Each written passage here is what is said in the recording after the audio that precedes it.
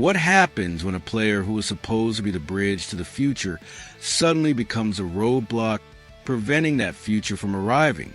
When does loyalty to a veteran have to give way to the reality that the next generation is ready? Welcome back, folks. It's Friday, January 30th, 2026, and the pieces of the goaltending puzzle in Montreal are finally falling into place. And the picture that's forming is one of farewell. Earlier, we discussed the firing of goaltending coach Eric Raymond.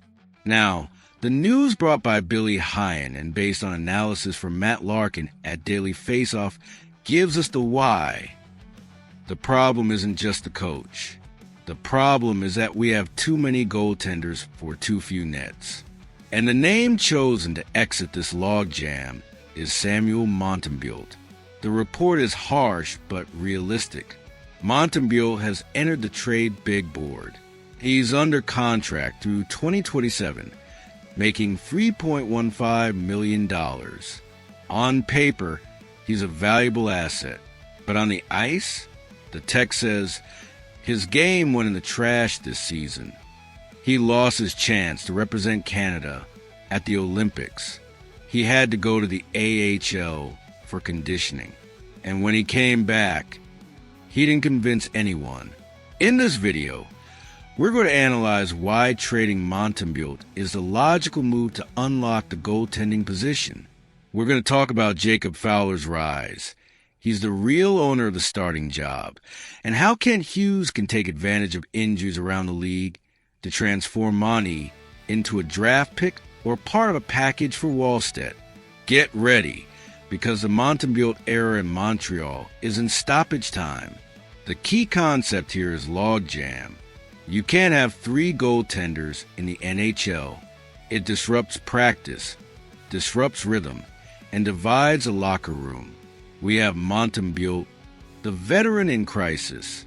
We have Jakob Dobes, the solid backup. And we have Jacob Fowler, the future star. The original plan was for Monty to keep the seat warm until Fowler was ready. The problem? Fowler got ready earlier than expected, or Monty declined faster than anticipated. Matt Larkin writes, "We all thought Montembeault had more time, right?" Wrong. Time's up. Keeping Montembeault now is blocking the development of young players. It's time to clear the runway. But if he's playing poorly, who's going to want him? This is where the beauty of the goaltending position comes in. The article reminds us, goaltending is one of those positions you don't need until you need it. All it takes is one injury. If Edmonton's goaltender twists an ankle, or if Carolina's goaltender gets the flu heading into the playoffs, Kent Hughes' phone will ring. Montembeault has experience. He's shown upside in the past.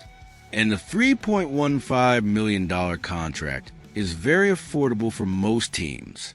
He's the perfect buy low bet for a team that needs insurance in goal. This news closes the circle of the day. Monty plays poorly, enters the trade list. Team tries to fix it, fires a goaltending coach. Team seeks an upgrade. Rumors of Jesper Wallstedt emerge. Everything points to number 35's exit. If we can trade Montembeault for a third-round pick, that's already a win. We clear the salary, open the spot for Fowler to shine, and turn the page. Here's the reality that nobody wants to say out loud, but everyone knows. Samuel Montembeault was supposed to be the solution. When we signed him to that extension, when we gave him the starting job, the belief was that he'd be the stable presence in net while the young core developed. But hockey is a cruel business. Performance matters. Results matter. And this season, Montembeault hasn't delivered either. His save percentage of .868 is unacceptable. His goals against average of 3.46 is a disaster. And most importantly, his confidence appears shattered. When a goaltender loses his confidence, when he starts second-guessing every save, when the mental game collapses, it's almost impossible to recover in the same environment. Sometimes a change of scenery is what a player needs. Maybe Montembeault goes to another team, gets a fresh start, and rediscovers his game. Maybe he becomes a solid backup somewhere else and has a nice career. But in Montreal, right now, with Jacob Fowler knocking on the door and the team try to compete for a playoff spot, there's no time to wait for Montembeault to figure it out. The logjam has to be cleared, and Montembeault, unfortunately, is the one who has to go. Jacob Fowler represents the future. He's 22 years old. He's shown flashes of brilliance.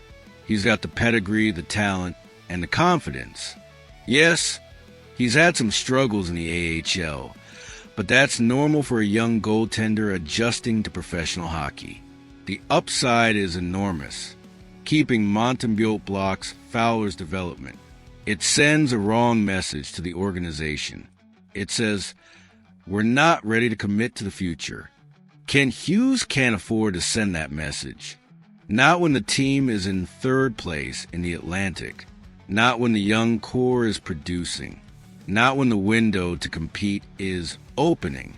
The market for goaltenders is always volatile. Teams get desperate. Injuries happen. Playoff races intensify. And suddenly, a goaltender who was considered expendable becomes valuable.